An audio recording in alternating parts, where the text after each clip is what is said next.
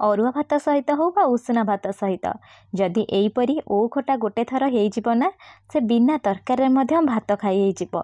आज मु आपण मानक सहित बिना पियाज रसुण रे मंदिर परी ओ खटार रेसिपी शेयर करी जहाँ बनैबा बहुत सहज ता सहित गोटे स्पेशल मसला बनैबा।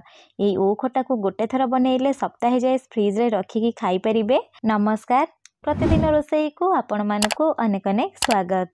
आपण मानकु अनुरोध रहिला जदि चैनल ले नुआ अछंती प्लीज चैनल को सब्सक्राइब करनेबे ता सहित वीडियो को प्लीज गोटे लाइक करिवे। प्रथम ये आम ओ को काटी नवा से मुझे छुरी रे काटुची। आपण चाहिए पनिक रे काटिबे और पनिक रे काटिले ओ भल से कटि जाई थाए। आ गोटे टिप्स मन रखिथिबे जेतेबेले आपण काटुछंती छुरी और पनिक को सब बेले सुखिला नेबे, जमा ओदा छुरी एठी यूज करिवेनी नले ओ बहुत लालुआ अंश थाए, हाथ कटि जाई थाए। प्रथम आम ओ को पाखुड़ा करि नवा। पाखुड़ा कर सारा परे ता मझी अंश को यूज करिवेनी। एबे कोन करिया ना चोपा छड़ाई नवा। जेतेबेले आपण चोपा छड़ाउथिबे केयरफुली छड़ाइबे और ऊपर पट और भीतर पट चोपा मध्य छाड़िबो। प्रथमे मु ऊपर पट चोपा छड़ी नहीं सारा पर एमती सरू सरू करी काटी नेजी। तापरे छुरी साहाय्य रे भीतर पट चोपा को मध्य छड़ाई नेबे।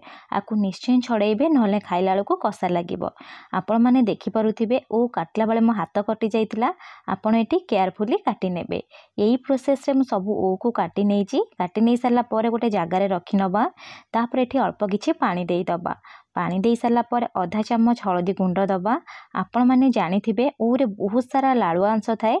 लाल अंश को बाहर करिया पई अल्प टिके हलदी गुंड दे सारा पर आकु भल से चकटी नेबे। तापरे 2 रु 3 मिनिट छाड़ी देबे।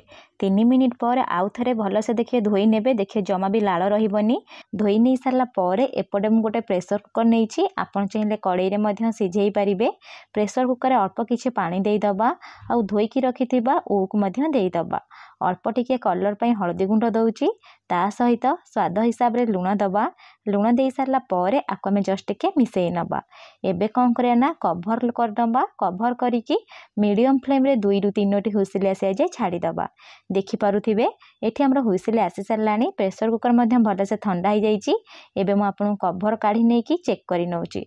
जदि आपन कड़ाई रे सिझेबे टिके अधिका समय लागिबो आ ए ओर पानी को जमा भी यूज करिवेनी जेतु कसा लागि थाए। मु आपण मानकु देखै दउची। देखि पारुथे ओ भल से सिझी जाइछि। एबे गोटे साइड रखि नबा। चलंतु खटा पई गोटे स्पेशल मसला बनैबा।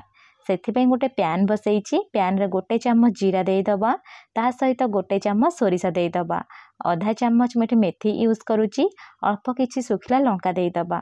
आपण जदि चाहिबे 1.5 चामच एठी पान मधुरी मध्य नेई परिबे।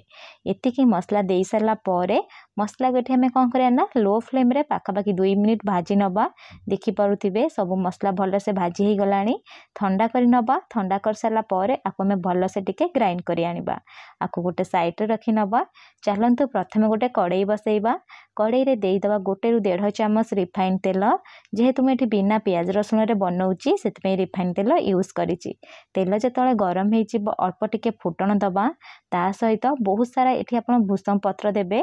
देखिबे बास्ना भल आसीबो। ता सहित टेस्ट मध्य भल आसीबो। अल्प टिके अदा को मेठी चोपा छड़ाई की छेचिकी देई दउची। जेहेतु एठी हमें बिना पियाज रसुण रे बनौचे ना सेते अदा निश्चय यूज करिवे। एठी मु सिकला लंका दवा पई भूली जाइतिली सेते पछरे मध्य यूज करिछि। प्रथमे कोन करे ना सब जिनस देई सारला परे आकु हमें प्रथमे 1 मिनिट पई भाजी नबा। भाजी नै सारला परे सिझेई रखिथिबा ओ को एठी देई दबा। पानी यूज करिवेनी, केवल ओ को एठी देबे। ओ देई सारला परे फ्लेम को मीडियम रखिबे। मीडियम फ्लेम रे ओ को एठी आपण कोन करे ना 1 रु 2 मिनिट पई भाजी नेबे। जेहेतु ओ टिके कसा लागि थाए सेते प्रथमे भल से भाजी नेबे। भाजी नै सारला परे एठी आपण कोन करे ना एमते गोटे चामच हो बा हुमदस्ता रे कोन करे ना आकु टिके भल से टिके प्रेस करि नेबे। जहा फल रे ओर जो ग्रेवी बा झोल बनिबो पूरा टिके बहलिया बनिबो आ टेस्ट बहुत भल आसीबो। एबे एमती प्रेस कर सारला परे आकु 1 मिनिट पई भाजी नबा। भाजी नै सारला परे स्वाद हिसाब रे अल्प टिके लुण देई देबे। ता सहित 1 रु 2 पिंच हळदी गुंड देई देबे। आधा चामच काश्मीरी चिली पाउडर यूज करिवे। जेतले आपण लुण दउथिबे गोटे कथा ध्यान देबे आमे ओ सिझेला बेले लुण यूज करथिले सेति पई झोल पई केवल लुण एठी देबे। लुण देई सारला परे आकु आमे कोन करिया ना भलसे 1 ରୁ 2 मिनिट भाजी नबा। देखि पारुथिबे मुझे बहुत भलसे भाजी नहीं भाजी नहीं सारा पर मिठार स्वाद पाई मुझे कौन कर गुड़ यूज करुच्ची। आपड़ चाहिए चीनी दे पारे किंतु खटारे स्पेशल गुड़ देले टेस्ट भल आसवा सहित आ खटार कलर पूरा बहुत भल आसी थाए। गुड़ दे सारा पर 1 ରୁ 2 मिनिट यहीपरि भाजी नेबी। देखि पारुथिबे गुड़ भलसे मेल्ट हो गलानी। एबे आमे कौन करिया ना पानी यूज करबा। मुझे पाखापाखि 1.5 कप पानी देदेवी। पानी दे सारा पर आपको आमे कौन करिया ना जस्ट टिके मिसेई नबा। आपन जदि अधिका झोल चाहूथिबे ताले अधिका पानी दे पारिबे। जदि सुखला टाइप रो बनने पई चाहूथिबे कम पानी दे पारिबे। फ्लेम को मीडियम रखिबा। मीडियम फ्लेम रे कवर करिकी पाखापाखि 4 ରୁ 5 मिनिट छाड़ी दबा। 5 मिनिट हो गलानी मुझे कवर काढ़ी नौची। देखि पारुथिबे बढ़िया से पूरा ओ खटा फुटिबा स्टार्ट हो गलानी। प्रथमे कौन करिया ना आकु टिके मिसेई नेबे। मंदिर परि स्वाद आसिया पई आ ओ खटा पानिया न लागिया पई 1 चामच चाउल गुंडर सहित 2 चामच पानी को मुझे मिसेकी रखी से चाउल गुंडर पानी एठी देदबा। दे सारा पर आकु टिके मिसेई नबा। गोटे कथा ध्यान देबे जमा अधिक चाउल गुंड और पानी मिश्रण एठी यूज करेनि नहले बहुत मोटा हो खाया पई टेस्ट आसबनी। जो मसला आमे बनईकी रखी ना से 1.5 चामच देदबा। मसला दे सारा पर आकु आमे टिके मिसेई नबा। 2 ରୁ 3 मिनिट मुझे फुटिया पई छाड़ी देइथिली। 2 ରୁ 3 मिनिट पर आपण माने देखि पारुथिबे बहुत सुंदर से आम मंदिर परी ओ खटा बनिकी रेडी सरलाणी। आपण को गोटे थर घरे बनातु। केमिति बनिला मो सहित कमेंट सेक्शन रे शेयर करंतु। बहुत स्वादिष्ट लगी थे खाया पई। आपण को गरम गरम भात सहित खाई परिबे।